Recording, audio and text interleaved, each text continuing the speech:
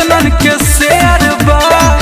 ऐसा नहीं है सना, आई एम ओके। कई को से तोहर अफेयर बा, तोहरा में केतनन के शेयर बा। तब काहे मारे लाइन रोज हमसे मिल मिल। सबका के दिल बनी सीजनल दिल ले तोहके देता नहीं ओरिजिनल दिल। सबका के दिल बनी सीजनल दिल ले तोहके देता नहीं ओरिजिनल दिल। और दिलो दू प्रकार के होला का रे।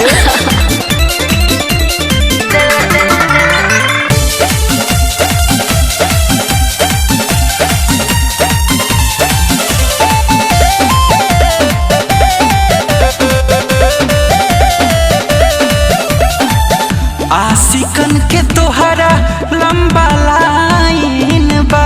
ए सोना कगो कनेक्शन तोहर ज्वाइन बा। हम लइकी आई वाईफाई ना। सुन भूल जा तू पहले के बतिया, हम बदल देले बहनी सब दतिया।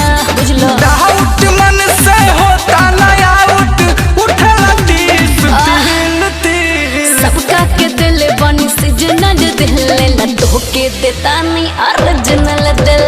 सबका के दिल बनी सीजनल दिल ले तोहके देता नहीं ओरिजिनल दिल। ओरिजिनल दिल, ओरिजिनल दिल।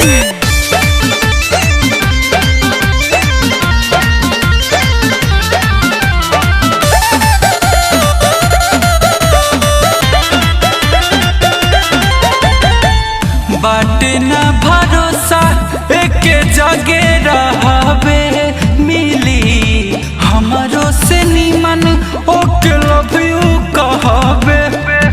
तोर प्यार ना व्यापार बुझाता। अरे ना हो झूठ बोलत नहीं तो हंसे अदब राज हो। लेके चला तू खियाला क्रियाज हो।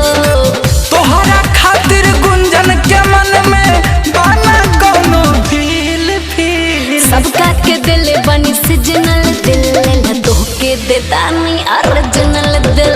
सबका के दिल बनी सीजनल दिल ले तोहके देता नहीं ओरिजिनल दिल। भरोसा करा, भरोसी पाता दुनिया चलता।